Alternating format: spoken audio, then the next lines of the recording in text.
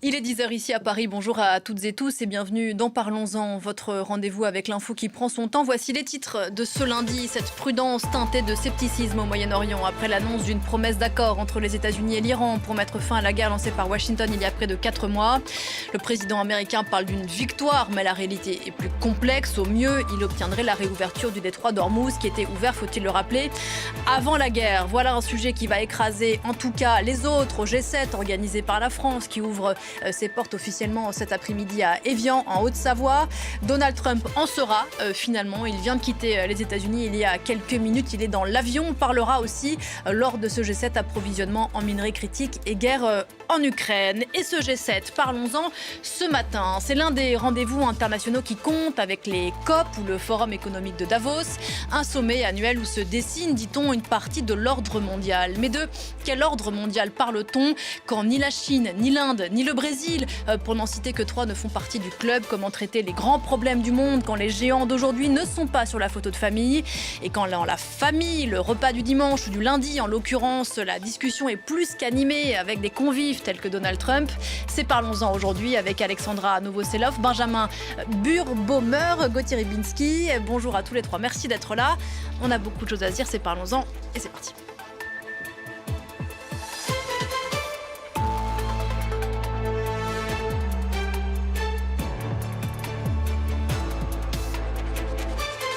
Bonjour Alexandra Novoselov. Bonjour. Et merci d'être sur ce plateau ce matin. Vous êtes chercheur associé au centre Thucydide de l'université Paris-Panthéon-Assas Paris 2. À côté de vous, Gauthier Ribinski. Rebonjour Gauthier. Bonjour. Vous êtes ici chez vous, chroniqueur international à France 24. Et bonjour à vous, Benjamin Burbaumer. Merci beaucoup d'être là. Vous êtes économiste à Sciences Po Bordeaux. Je signale l'une de vos dernières parutions, Chine-États-Unis, le capitalisme contre la mondialisation, qui est sortie aux éditions de la Découverte. Emmanuel Macron, Donald Trump, Keir Starmer, Friedrich Merz, Giorgia Meloni, Sanai Takaichi, la japonaise, le Canadien Mark Carney et la présidente de la Commission européenne Ursula von der Leyen. Voilà la photo de famille à laquelle on devrait avoir droit avant la fin du sommet du G7 mercredi. Je dis avoir droit, car comme dans toutes les familles, après plusieurs heures passées ensemble, les choses peuvent mal tourner, on y reviendra, il y a eu des précédents, surtout quand l'un des membres de la famille, en l'occurrence, s'appelle Donald Trump. Ce sommet du G7, en tout cas organisé par la France, se tient cette année dans la station thermale, très bel endroit d'Évian-les-Bains, en Haute-Savoie, complètement bunkérisé pour l'occasion. Vous voyez des images en direct, on va découvrir ce sujet préparé par nos confrères de Télématin, on en reparle juste après. À l'arrivée des représentants des 7 pays membres, tout est mis en place pour une sécurité maximale. Pour circuler dans certaines zones, la présentation d'un QR code est obligatoire. La FIR est déployée. Ce dispositif, qui va du nord de la France à l'Espagne, mobilise gendarmes, douaniers et militaires. C'est un dispositif qui fait partie d'un dispositif plus global qui s'appelle la Force Frontière, qui vise en fait à contrôler, renforcer les contrôles des frontières terrestres intérieures de notre pays. Des milliers de personnes sont attendues. Alors, à quelques kilomètres de là, à Genève, 4000 militaires ont été réquisitionnés pour appuyer la police. Les autorités redoutent de revivre les débordements de 2003.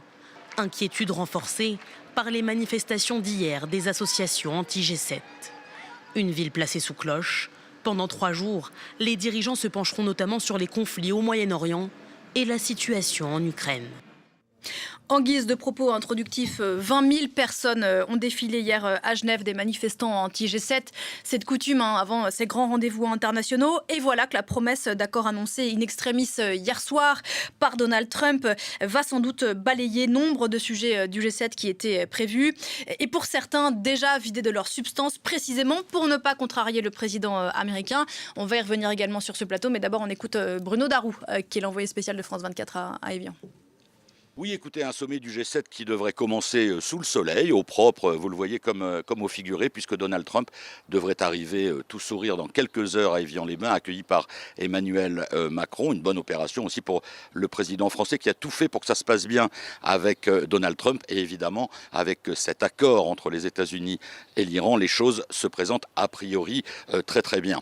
Donc, les dirigeants du G7 vont discuter évidemment des conséquences de cet accord concernant notamment la réouverture du détroit d'Ormuz, la levée des sanctions également, mais on parlera aussi d'un autre sujet très important, l'Ukraine. Le président Zelensky est attendu ici demain matin pour rencontrer les dirigeants du G7.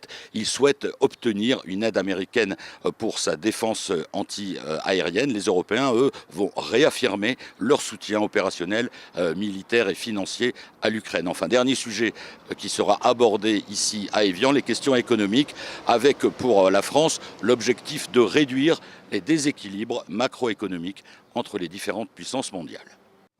Voilà, et je salue Cécile Duflot. Bonjour, merci d'être avec nous ce matin sur l'antenne de France 24, ancienne ministre, directrice d'Oxfam France, ONG de lutte contre les inégalités. Vous êtes précisément à Évian pour participer, en tout cas pour suivre de très près ce G7. Je reviens vers vous dans un instant. Gauthier Rybinski, avec vous pour commencer, parce que bien sûr le contexte est important. Donald Trump a donc annoncé quelques heures avant de prendre l'avion pour Évian, et entre deux matchs à la Maison-Blanche pour son anniversaire, qu'il avait signé cette promesse d'accord avec les Iraniens qui sera formellement signée vendredi prochain. C'est un Donald Trump triomphal qui arrive à Évian ? Oui, triomphant plutôt. Oui, d'autant que vous l'avez souligné, pour ne pas fâcher le Donald Trump, on évite des sujets. Il y a bien sûr cette question de la réalité et de la consistance de cet accord, mais remarquons qu'en ce qui concerne, par exemple, les questions de l'écologie et de l'environnement, il y a belle lurette qu'on les a retirés des programmes du G7, ou quasiment retirés, justement pour ne pas donner lieu à des diatribes climato-révisionnistes de la part de Donald Trump. Et donc, si le G7, on va en parler bien sûr, mais si le G7 est devenu cette instance où l'on fait attention précisément à ne pas marcher sur la susceptibilité de l'autre, quel qu'il soit, à ce moment-là, où est l'utilité de la chose, puisqu'il n'y a, sans parler de confrontation, à ce moment-là, il n'y a plus que empilement d'un certain nombre d'avis, et on y reviendra aussi, il est certain que dans cette instance, ce grémium, je ne sais pas comment l'appeler, on donne toujours la faveur à l'explication rationnelle et économique des tensions dans le monde. Or, la guerre en Ukraine, dont vous avez parlé un instant, est bien là pour prouver que ce n'est pas le seul ressort de résolution d'un conflit, quel qu'il soit. La guerre avec l'Iran, pour le coup, Alexandra Novoselov, en tout cas contre la République islamique, avait déjà percuté le dernier G7 au Canada l'an dernier. On se souvient que Donald Trump avait littéralement planté McCartney et ses homologues parce que la guerre avait été lancée le 13 juin, le G7 avait commencé le 15, tout en vilipendant au passage Emmanuel Macron, on s'en souvient. Qu'est-ce que ça dit du rapport du président américain avec ce G7 ? Il en fait sa tribune personnelle, le lieu de ses coups d'éclat ?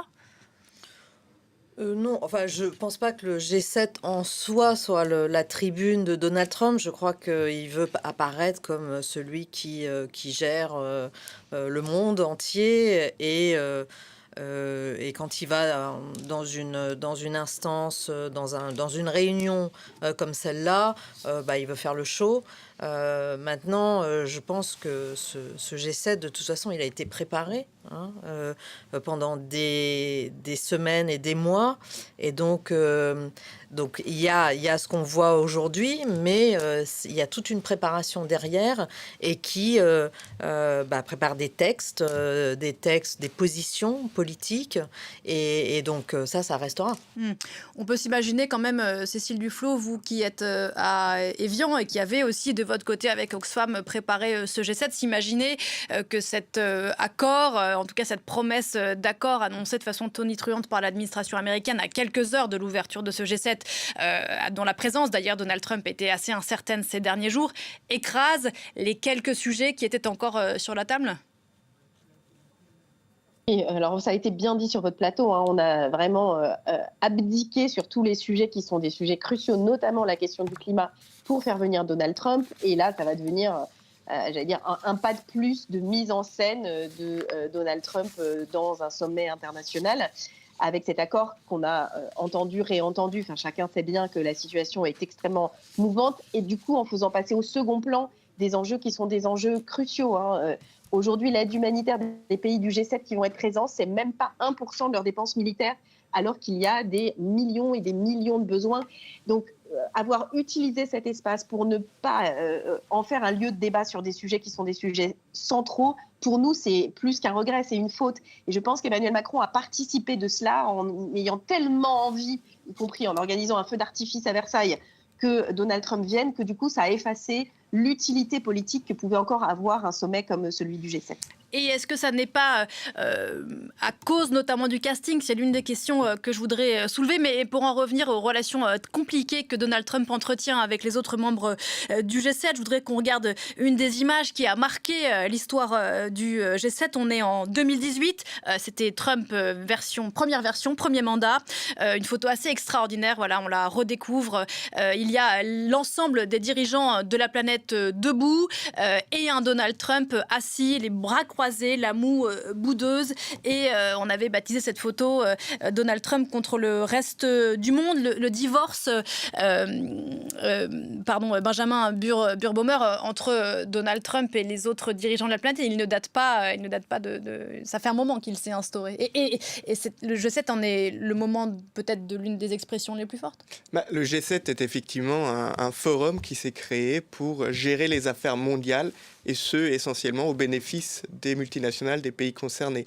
Alors là, maintenant, avec Donald Trump a fortiori, on a précisément un conflit transatlantique extrêmement important autour des droits de douane, autour du numérique aussi. Donc de ce point de vue-là, précisément, un des problèmes principaux du G7, c'est sa perte de légitimité interne, puisqu'il y a des tensions extrêmement fortes entre les pays qui forment ce groupe-là. Pourtant, les choses n'avaient pas commencé tout à fait comme ça. On va voir une autre image d'archive. C'est assez fascinant de la regarder, cette photo, parce qu'on ne l'imaginerait pas aujourd'hui. On est au début des années 70 et se trouve dans une piscine Valéry Giscard d'Estaing et le président américain Gerald Ford. On est en Martinique à la fin de l'année 74. Deux présidents, Gauthier, qui se seraient dit qu'il serait bon d'organiser un lieu de rencontre, tout ça en étant torse nu dans une piscine. Enfin, l'histoire ne dit pas de quoi ils ont parlé à ce moment-là précis de la photo, mais qu'il serait bon d'organiser un lieu de rencontre entre dirigeants de l'Ouest en pleine guerre froide. Sauf que plus de 50 ans plus tard, le monde a changé. Et le G7, à l'exception de l'entrée du Canada et puis de l'entrée-sortie de la Russie, on y reviendra, le G7 n'a pas changé. Non, d'autant qu'en plus, à l'époque, cette image est intéressante parce que c'est une image de marketing politique. Vous vous souvenez de ce qu'était le président Giscard d'Estaing en France? C'était quelqu'un qui avait tenu, non pas qu'il n'avait pas d'idée politique, mais qui avait tenu à les envelopper dans un papier, comme on enveloppe le chocolat de Noël dans un joli papier. Donc, il avait, vous vous souvenez de cette pratique démagogique, il faut bien le dire, qui consistait à s'inviter à aller dîner chez des citoyens français. Il avait invité à l'Élysée des éboueurs maliens pour le petit déjeuner, lesquels étaient absolument stupéfaits de ce qui leur arrivait. Et là, l'idée, c'était de montrer aussi que tous les pays, et notamment l'URSS qui en était exclu, étaient vraiment ringardissime, était à l'arrière de ce qu'on pouvait penser, que la modernité, c'était le capitalisme, et que de ce point de vue-là, on était totalement raccord avec les Américains. Si on ajoute, pardonnez-moi, le fait que le président Gerald Ford soit passé pour être particulièrement, c'est pas moi qui fais ce jugement, mais inconsistant, il y avait quelque chose d'assez facile pour l'Europe de l'Ouest, et Valéry Giscard d'Estaing, donc qui se présentait comme cet homme innovateur, brisant les pesanteurs et les habitudes de la communication politique. Mais plus précisément, là vous avez tout à fait raison, c'est que on est dans cette période où l'on pense que tout peut être résolu par une coopération rationnelle. C'est-à-dire que tout le monde, et ça va marcher, bien sûr, c'est que tout le monde a intérêt à ce que les choses se passent bien, y compris même ceux qui sont exclus de l'instance, parce qu'on se dit, au fond, ils n'ont pas intérêt à se liguer ou à se mettre contre nous, parce que eux-mêmes, et c'est d'ailleurs la constante des dirigeants soviétiques, sont obnubilés par une seule chose, c'est durer, faire en sorte que la structure soviétique, même si elle est vide, elle est devenue vide de sens, elle continue à exister. Et là où vous avez raison de dire que les choses ont changé, c'est que non seulement ce que vous disiez à l'instant, c'est qu'on n'est plus forcément alliés, ça n'est plus forcément une instance d'alliés, mais surtout que le raisonnement qui consiste à dire nous sommes des pays capitalistes et donc nous avons partie liée et donc nous pensons que l'on peut résoudre les problèmes de la planète, au fond, par des décisions financières qui sont politiques, mais qui vont rarement au-delà de cet aspect-là des choses, eh bien ça n'est plus d'actualité. Et je pense que ça n'est plus d'actualité quel que soit le domaine, que l'on parle de l'humanitaire, bien sûr, ou que l'on parle, par exemple, des grands conflits de notre époque. Cécile Duflot, là-dessus. Oui, je pense que c'est parfaitement juste. Et d'ailleurs, ce qui est intéressant, c'est qu'il y a déjà eu un G8 à l'époque, à Évian, en 2003. Et l'enjeu était considérable et la mobilisation de la société civile était très importante, notamment autour des questions de justice sociale, de commerce et aussi de climat, qui n'étaient pas du tout à l'agenda des dirigeants du monde. On voit bien que ces thématiques-là, elles sont devenues une réalité. Elles ont été un peu prises en cause par les pays lors du G7, mais que ces dernières années, c'est pas du tout au G7 que ces débats sont posés. Et je suis complètement en accord avec le fait qu'il y a un épuisement à la fois du modèle, mais aussi à partir du moment où on écarte les vrais sujets, ça se passe plus au G20, ça se passe plus entre les pays du Sud, qui du coup ont mis cette question à l'agenda de manière différente, mais ça se passe aussi avec ce qui s'est passé avec le sommet de Santa Marta, c'est-à-dire que se recrée une forme de multilatéralisme avec d'autres acteurs autour de la table, parce que croire que les choses se décident entre les pays qui sont au G7, ça n'est pas vrai. Et ça n'est même pas vrai d'ailleurs avec le président américain. Et c'est là toute l'erreur, de croire qu'aujourd'hui, il pèse. Ces derniers mois ont montré une grosse impuissance des États-Unis, à la fois au niveau international, mais aussi sur son propre territoire. L'accroissement et l'envol des inégalités, la fragilisation de ces sociétés, ça prouve bien que, en fait, servir la soupe de cette manière à Donald Trump, de la part des pays du G6, c'est-à-dire sans les États-Unis, c'est une erreur. Et ils auraient pu mettre d'autres sujets à l'agenda, créer ce rapport de force plutôt qu'essayer une énième fois de faire plaisir à Donald Trump. Je pense que là, l'erreur est vraiment de compréhension des équilibres internationaux actuels. Il y a écarté les sujets, on y reviendra, comme le disait à l'instant Cécile Duflot, et puis il y a écarté d'autres participants. On le disait, 75 premiers sommets du G7 organisés à Rambouillet. À l'époque, la République fédérale d'Allemagne, aujourd'hui l'Allemagne, les États-Unis, l'Italie, le Japon, le Royaume-Uni. Un an plus tard, le Canada a rejoint le groupe. Et donc, on l'a dit, la Russie, qui a fait partie du G8 pendant un moment, on a été exclu après l'occupation illégale de la Crimée en 2014. À l'époque, pendant un moment, ce club, effectivement, pouvait revendiquer une grande partie de la richesse mondiale. Ce n'est plus le cas aujourd'hui. Est-ce que ce club a un sens, Benjamin Birbauer, sans y inclure l'Inde, la Chine, le Brésil, aucun pays africain? Est-ce que ça a du sens ? Eh bien, là, on touche en quelque sorte le nœud des tensions à l'échelle mondiale aujourd'hui. C'est que cet ordre qui a été créé à partir de 1975, entre autres à travers le G7, eh bien, il a donné lieu à la mondialisation. Et c'est de l'intérieur de cette mondialisation que la Chine a commencé son essor. Et aujourd'hui, la Chine essaye de remplacer en quelque sorte cette mondialisation sous supervision américaine par un ordre mondial sino-centré. Et donc, il y a effectivement conflit autour de la définition même de ce que c'est l'ordre mondial aujourd'hui. Et le G7 représente en quelque sorte l'ancien monde qui, de fait, effectivement, économiquement, a beaucoup perdu en vitesse. Alors, en 1975, les pays du G7, c'était à peu près les deux tiers ouais. exactement de l'économie mondiale. Aujourd'hui, c'est plutôt autour de 40%. Et ces 40%, comme on le disait tout à l'heure, c'est 40% qui sont eux-mêmes remplis de tensions et de conflits. D'ailleurs, singulièrement, Xi Jinping, qu'on voit à l'écran, qui n'est pas convié donc, au G7, dont il ne fait pas partie, s'est imposé ces dernières semaines, contrairement au président américain, ou disons en miroir aux agissements du président américain, comme l'homme de la stabilité, d'une certaine façon. Donald Trump lui a clairement offert une tribune dont il ne pouvait même pas rêver.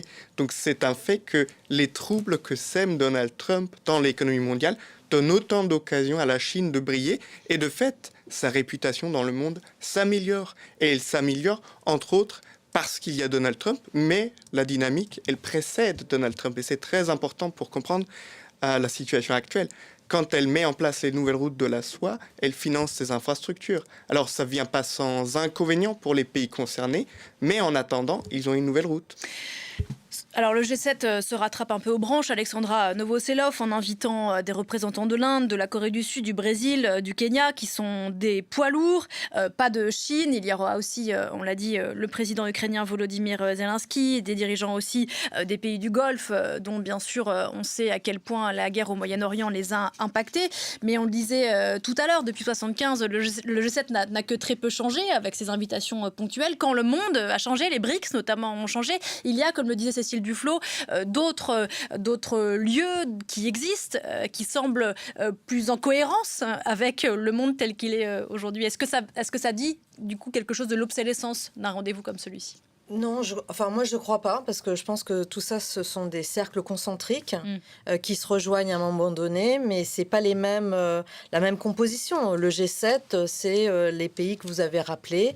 Après, il y a eu le G20, il y a les BRICS, il y a d'autres. Après, vous avez des institutions, vous avez des alliances comme l'OTAN, des institutions comme les Nations Unies, et tout ça participe de la vie internationale, joue un rôle particulier. Le G7, c'est pour prendre aussi position sur un certain nombre. Alors, au départ, c'était bien entendu les affaires économiques, mais ça s'est élargi à tout ce qui concerne le monde, la scène internationale, les conflits dans le monde. Et donc, le G7 prendra position, va faire un communiqué qui sera utilisé dans d'autres instances, au Conseil de sécurité des Nations Unies, dont le langage sera peut-être utilisé sur telle ou telle résolution, par exemple. Donc, je crois qu'il ne faut pas opposer, enfin en tout cas c'est mon avis, il ne faut pas opposer les uns aux autres. Le G7 a besoin de se réunir, et c'est ces États-là qui expriment le besoin de se réunir, qu'ils ne traitent pas de tous les sujets sur la table dont acte. Enfin, c'est comme ça, mais ça ne veut pas dire que tout d'un coup, il serait obsolète. Ça ne fait pas de ce club une forme de quelque chose d'obsolescent pour adresser les grands problèmes de la planète ? Non, parce que de toute façon, les grands problèmes de la planète, ils sont traités dans d'autres instances, avec d'autres États. C'est pas le G7 qui va traiter de la guerre au Moyen-Orient. D'abord, ça devrait se situer au niveau du Conseil de sécurité, puisque on vit quand même dans le monde de la Charte des Nations Unies, dans le cadre de la Charte. Donc, s'il y a une paix qui se dessine, on ne peut pas exclure que les États-Unis, par exemple, viennent au Conseil de sécurité pour faire voter une résolution. Et le langage qui aura été négocié au G7 se retrouvera peut-être d'une manière ou d'une autre dans cette résolution ou dans d'autres textes internationaux. Sauf que ça marche en théorie. Donald Trump a récemment, lors d'un G7 précédent, fait enlever les États-Unis d'un communiqué final. Ça dit quand même la hauteur de la crise entre alliés au sein même du G7, qui sont tous membres de l'OTAN, sauf le Japon d'ailleurs. On est d'accord. C'est-à-dire qu'on n'est pas à l'abri d'un geste unilatéral, mais ça ne veut pas dire que, si vous voulez, l'instance est décrédibilisée. Alors d'abord, c'est un club, donc les gens viennent, voilà. Ce n'est pas une institution. Il n'y a pas de secrétariat permanent, voilà. Mais ça sert à prendre position sur un certain nombre de conflits et de problèmes mondiaux. Gauthier.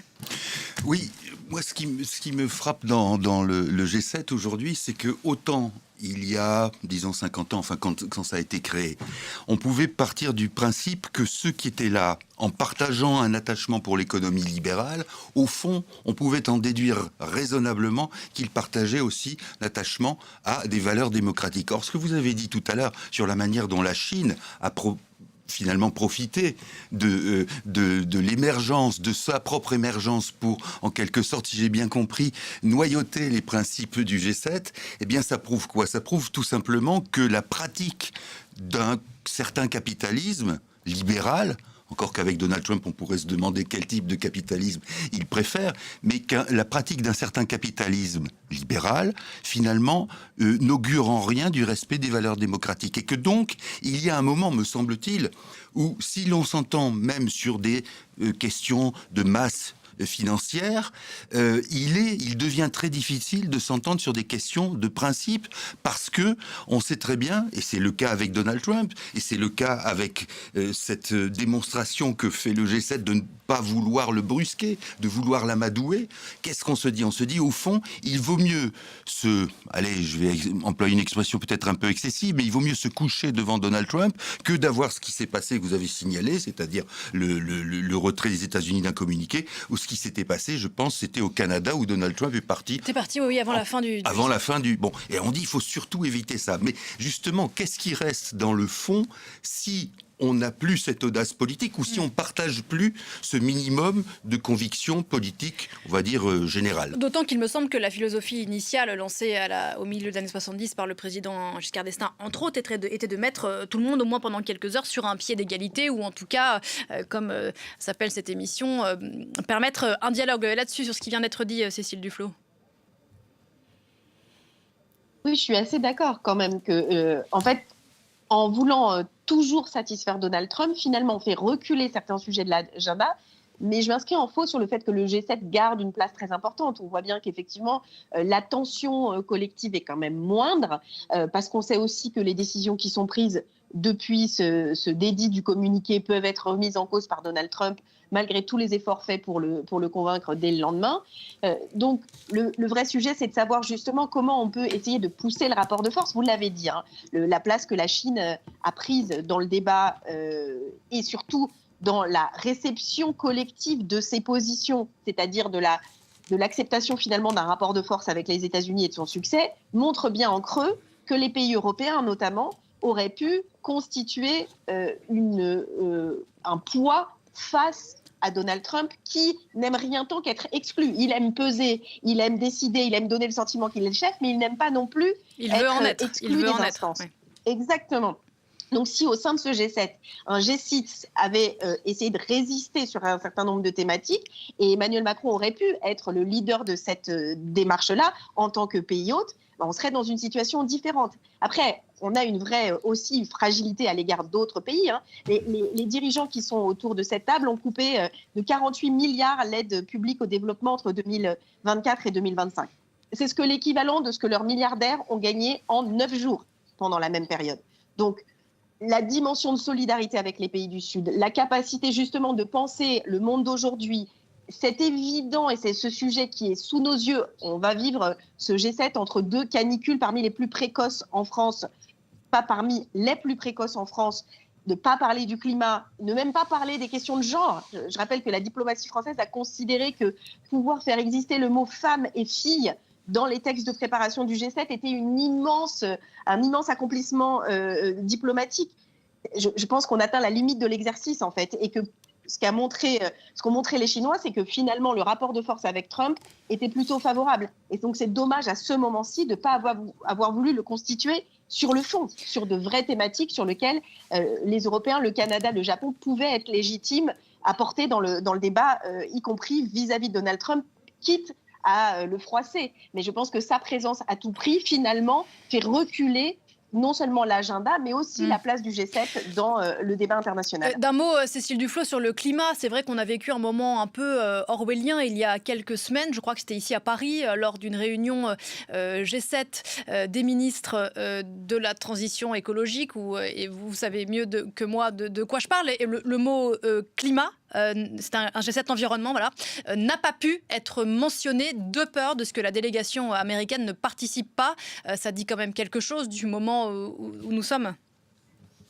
Alors, ça dit évidemment quelque chose de ce qui se passe aux États-Unis, mais à ce titre-là, je parle aussi, et par ma voix parlent nos collègues d'Oxfam américains, c'est-à-dire qu'il y a aussi aux États-Unis toute une partie de la société civile qui refuse cet agenda que Donald Trump impose à son propre pays. Donc, il faut évidemment parler de la délégation américaine qui est sous les ordres de Donald Trump, mais il y a aussi des gens qui sont tout à fait lucides sur le fait que c'est pas orwellien, c'est complètement délirant en fait. C'est littéralement délirant de ne pas pouvoir dire le mot climat. Et ce que j'ai entendu dire de certains qui défendaient un peu cette position, c'est dire oui, mais on parle quand même de biodiversité. Mais on sait que la biodiversité et la perte de biodiversité sont extrêmement liées au changement climatique. Donc tout est absurde et vraiment sur cette question climatique, en 2026, au G7, de ne pas avoir le droit de même prononcer ce mot, je pense que l'histoire sera extrêmement sévère à l'égard des dirigeants politiques qui sont autour de la table et qui ont cédé à cette obstination absurde et même dramatique, voire criminelle de Donald Trump. Sur le fond, Benjamin Birnbaumer, aussi, le président Macron a dit qu'il voulait, au cours de ce G7, je cite, résoudre les déséquilibres mondiaux, qu'il avait résumé lors de son discours à Davos au mois de janvier dernier par cette formule. Les déséquilibres mondiaux étant, selon le président français, la surconsommation américaine, la sous-consommation et le surinvestissement chinois, le sous-investissement et le manque de compétitivité européen. En quoi 2 jours, 3 jours passés à Évian-les-Bains peuvent changer quelque chose à ces déséquilibres mondiaux dans le contexte qu'on a rappelé, étant donné les relations entre les membres du G7 ? Eh bien, l'affirmation paraît un peu surprenante dans la mesure où ce même Emmanuel Macron promeut dans les instances européennes la poursuite des traités de libre-échange qui, précisément, permettent par exemple à la Chine d'inonder les marchés mondiaux.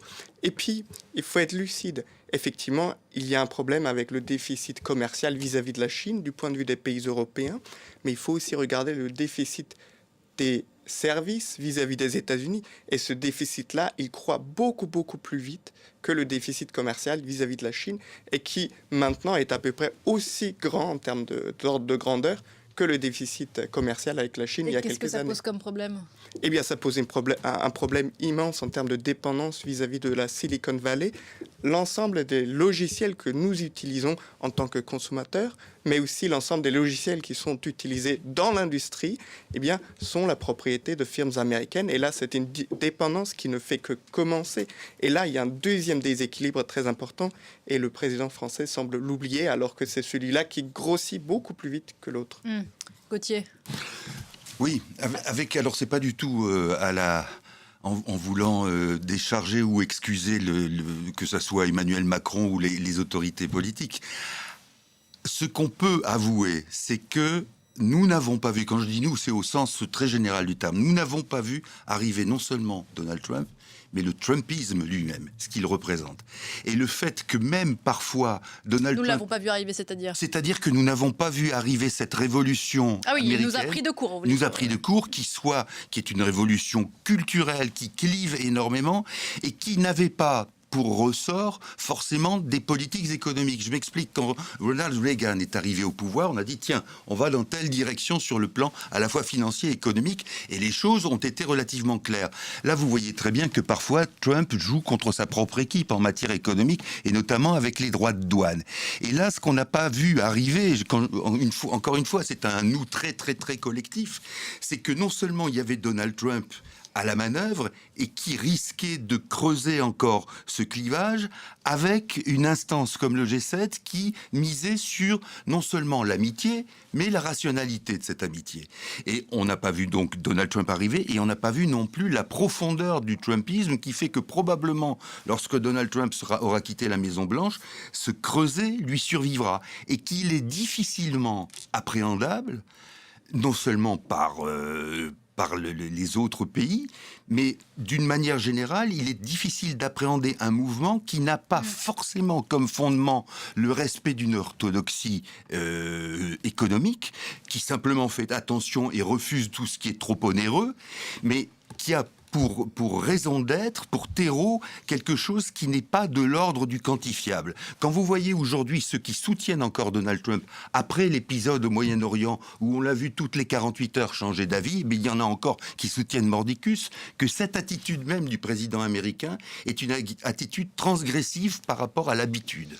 Et si c'est transgressif par rapport à l'habitude, ça veut dire aussi qu'on est peut-être moins porté à voir les choses aux États-Unis de façon économique, sauf évidemment quand le gallon de carburant devient trop onéreux. Mais ça, c'est une difficulté. Le caractère culturel du Trumpisme et de ce que représente Donald Trump, même si évidemment ça lui échappe peut-être. Mais ce qu'il représente là, c'est quelque chose qui n'est pas quantifiable, comme on avait pu par exemple quantifier dans le cadre du G7 l'immensité des difficultés économiques de l'Union soviétique, sur laquelle d'ailleurs Ronald Reagan avait pu capitaliser et avec la course, la guerre des étoiles, avait asséché et pris à la gorge les soviétiques. Ça, c'était quelque chose qui était dans la nature du G7 d'y réfléchir.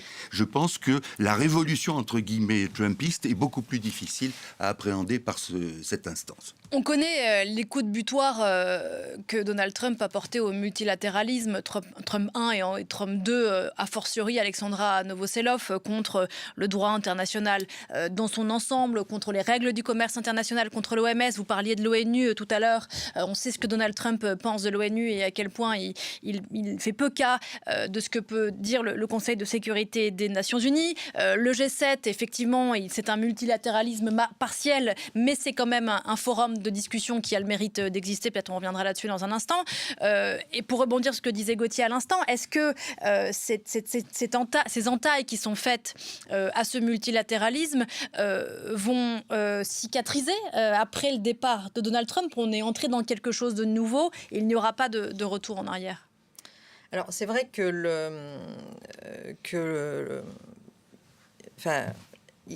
ils se sont attaqués au multilatéralisme en baissant, par exemple, les financements de manière unilatérale. Mais on s'aperçoit que, par exemple, quand on parlait de l'aide humanitaire tout à l'heure, Trump vient de faire un chèque de 2 milliards de dollars pour le Bureau de coordination de l'aide humanitaire des Nations Unies. Donc, en fait, ce qui se passe, et ça a toujours été la politique des États-Unis, c'est un multilatéralisme à la carte. C'est-à-dire, les Nations Unies, comme le G7, comme l'OTAN, sont des instruments à utiliser ou à ne pas utiliser. Et de toute façon, ce sont des instruments qui ne doivent pas nous contraindre. C'est ça la façon de voir des Américains, parce que, bien entendu, le multilatéralisme, ça vient avec un certain nombre de règles, ça vient avec des valeurs, et ils ne veulent être contraints par aucune dans aucun de ces domaines. Et donc, c'est pick and choose. Je choisis ce qui me permet d'avancer sur tel et tel. Et apporté à son paroxysme cette stratégie-là. Bien entendu. Mais ça reste, un multilatéralisme à la carte. Et alors, on ne sait pas ce qu'il y aura après Trump. Ça peut être bien pire. Mais en tout cas, ça, c'est un des fils rouges de la politique étrangère américaine. Et on peut aussi avoir un président qui lui succède, qui revient parce qu'il aura vu qu'il y a un intérêt, qui revient vers le multilatéralisme, parce que dans le monde d'aujourd'hui, on est obligé de faire avec plein d'autres pays pour avancer sur un certain nombre de thèmes. L'environnement en est un, mais tous les sujets, les conflits, bien entendu, on ne peut pas faire la paix tout seul. Et on doit on doit amener vers soi tout un tas de pays qui comptent. Et même d'ailleurs aux Nations Unies, même les pays qui ne comptent pas sont amenés vers ce qu'on appelle des coalitions, parce que le plus de pays qu'on est, le plus légitime est notre action. Là-dessus, Benjamin Burbaumer, sur notamment la question économique, avec les droits de douane, Donald Trump a refait ce qu'il avait déjà fait lors de son premier mandat, envoyé valser nombre de pratiques je cherche le mot, de bienséance économique mondiale. Est-ce que c'est réparable, ou est-ce qu'il y a quelque chose là qu'il n'y aura pas de retour en arrière là-dessus? Pour comprendre les affaires économiques mondiales, il est crucial de bien garder à l'esprit que les tensions entre la Chine et les États-Unis commencent à s'intensifier à partir des années 2000. Donc la dynamique précède, et même de loin, Donald Trump. Donald Trump l'accélère, mais il est lui-même le résultat de cette dynamique. Et c'est très important de le garder à l'esprit, puisque ça nous dit que, avec ou sans Donald Trump, la dynamique conflictuelle, elle est en cours, elle est déclenchée. Et donc même un autre président qui s'exprimera peut-être avec de meilleures manières, avec plus d'élégance, mais sur le fond, c'est pareil, ou en tout cas très très proche. C'est la raison pour laquelle, typiquement, la politique économique extérieure de Joe Biden n'a pas été différente de celle du premier Trump, mais elle a été plus radicale dans la même direction. Et donc c'est ce problème-là auquel il faut faire face. Et donc il me semble assez vain de rêver du joli, bon monde d'avant. Il faut faire face à cette nouveauté Et donc, ça implique, entre autres, d'inventer de nouveaux outils de coordination. Notamment quand les pays membres, en l'occurrence du G7, font face à un problème commun. Vous évoquiez la Chine, je crois qu'il va être aussi question des minerais critiques dont dépendent toutes les grandes économies mondiales, et la Chine en la matière est vraiment au-dessus de tout le monde. Et donc là, c'est un problème commun, il faut trouver une solution commune, j'imagine. Eh bien, c'est effectivement un sujet, on aurait pu dire, c'est un sujet international, multilatéral par excellence. Mais alors, que fait Donald Trump ? Depuis l'automne 2025, il signe des accords bilatéraux avec une série de pays africains et asiatiques pour assurer l'approvisionnement des États-Unis, pas pour les autres. Et plus récemment, c'était une information de la semaine dernière, eh bien, les pays européens ont accepté de rejoindre la Pax Silica, qui est le projet de promotion de l'intelligence artificielle américaine dans le monde. Donc on voit bien la logique où les pays européens sont constamment invités à occuper une place subordonnée vis-à-vis des États-Unis. Et donc là, le multilatéralisme, il ne fonctionne pas. Des pays européens, Cécile Duflot, qui doivent se comporter comme des subordonnés des États-Unis ou comme c'est des obligés et se mettre à la hauteur des desiderata du président américain. On l'a dit, on ne parlera pas de climat. On voyait les images à l'instant des manifestations d'hier à Genève, anti-G7, c'est traditionnel avant ces grands rendez-vous. Si on ne parle pas de climat, si on ne parle pas d'égalité des droits, de respect des droits de l'homme, de quoi parle-t-on et pourquoi Oxfam est présent au G7 ? Pour dire que ces sujets-là sont absolument centraux. J'entendais votre débat sur les enjeux autour de l'intelligence artificielle, les enjeux autour des minerais critiques. Évidemment que ce sont des enjeux centraux, mais en même temps, on va arriver dans un moment où un certain nombre de questions, notamment la question climatique, mais on sait aussi qu'il y a potentiellement des risques de nouvelles pandémies du type de celle du Covid, imposeront une réponse collective planétaire, une réponse de terrien. Et ça, pour l'instant, c'est une sorte d'impensé chez certains dirigeants, mais on sait bien que ces enjeux-là, ils peuvent se rappeler très brutalement à notre réalité. Parallèlement, et ça a été très bien dit par votre intervenante, Madame Novoselov, on ne peut pas faire la paix tout seul.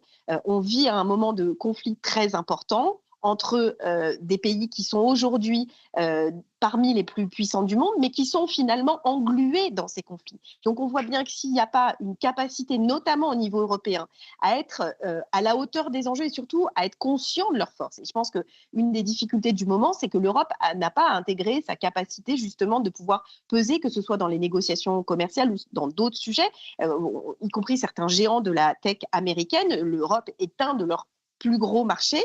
Cette voie commune pourrait être capable de peser différemment dans le débat. Donc nous, notre rôle ici, c'est de rappeler, même si on a le sentiment dans l'actualité qui s'accélère que ces sujets-là sont au second plan, qu'en fait, ils sont probablement prioritaires dans la nécessité de décision de politique commune au niveau international. Et si on ne le fait pas, ça reviendra. Vous savez, on a mis à l'agenda la question des inégalités. C'était d'ailleurs le thème du G7 de Biarritz il y a 7 ans. Et cette question-là, elle est maintenant complètement crucial, pas seulement dans nos économies, mais dans chacune des sociétés. Et que le Trumpisme, la situation aux États-Unis, c'est aussi une sorte de maladie politique de l'envolée des inégalités aux États-Unis. Pourquoi, rapidement, Cécile Duflot, pourquoi est-ce qu'un format comme le G20 permet d'avancer sur des sujets là où le G7, si je comprends bien ce que vous dites, n'y parvient pas ou même ne s'y adresse pas ? Alors, je pense qu'au G20, la voix des pays du Sud, finalement, est assez décisive. D'abord parce qu'un certain nombre de pays du Sud sont parmi ceux qui sont les plus victimes dès aujourd'hui du changement climatique en étant absolument pas responsables. Donc, ils ont déplacé, et c'est le cadre de l'initiative Bridgerton, le débat politique d'une question de solidarité à une question de justice et de mise en cause de la responsabilité des pays du Nord. Mais sur d'autres sujets, je parlais de la question des inégalités, c'est le Brésil qui a mis à l'agenda du G20 la question de la taxation des ultra-riches. Il y a cette question aussi de la taxation des super-profits. Il faut quand même dire la réalité. Les milliardaires de l'énergie, depuis le début de la guerre en Iran, c'est 300 millions de recettes supplémentaires, de millions de dollars de recettes supplémentaires par jour. Donc, cette situation-là, elle tend vers l'inacceptable. Et derrière tout ça, il y a des peuples. il y a des populations qui sont à la fois victimes des inégalités, victimes du changement climatique. Donc, il faut bien se dire que même si on n'a pas envie que ces sujets-là soient à l'agenda, ils vont être à l'agenda. Et le plus tôt on s'en empare, le plus efficacement on s'en empare du côté des dirigeants, le plus près on l'est. Et je le redis, on va être face à des enjeux qui sont des enjeux planétaires où il faudra que les dirigeants du monde se conduisent comme des habitants d'une planète partagée. Que ça plaise ou que ça plaise pas, qu'on puisse se dire qu'à court terme on peut passer à côté, ça va se rappeler à nous de façon brutale dans les années qui viennent, et ça le fait déjà avec la question climatique, y compris sur un plan financier. C'est ça sur le point sur lequel je veux insister, c'est qu'évidemment qu'aujourd'hui les conséquences du changement climatique sont humainement insupportables, mais elles seront aussi financièrement considérables si on n'anticipe pas. Notamment sur la question des assurances. Gauthier, je vous vois écrire votre conclusion d'un mot. Non, oui, d'un mot. Ce qui me frappe dans cette affaire, c'est que s'il n'y a pas d'opposition à Trump, vous favorisez justement ces pays, comme disait Cécile Duflot, pays du Sud, qui sont défavorisés, vous les poussez presque dans un camp qui est antidémocratique. C'est-à-dire qu'au motif d'être opposé à la politique des États-Unis de Trump, on se range, et c'est ce qu'on voit déjà, je termine là, c'est ce qu'on voit déjà avec l'affaire iranienne, où l'Iran peut se présenter un peu comme le phare des pays qui ont su résister à Donald Trump. Et là, vous passez par pertes et profits tout ce qui est conquête démocratique. Et on voit très bien que tous les pays qui renoncent à la démocratie, un jour ou l'autre, deviennent fauteurs de troubles eux-mêmes. Merci à tous les quatre d'avoir participé à cette discussion. On sait quand le G7 va commencer, on ne sait pas comment il terminera mercredi. D'ici là, il peut se passer beaucoup de choses. Alexandra Novoselov, merci beaucoup Gauthier, merci à vous.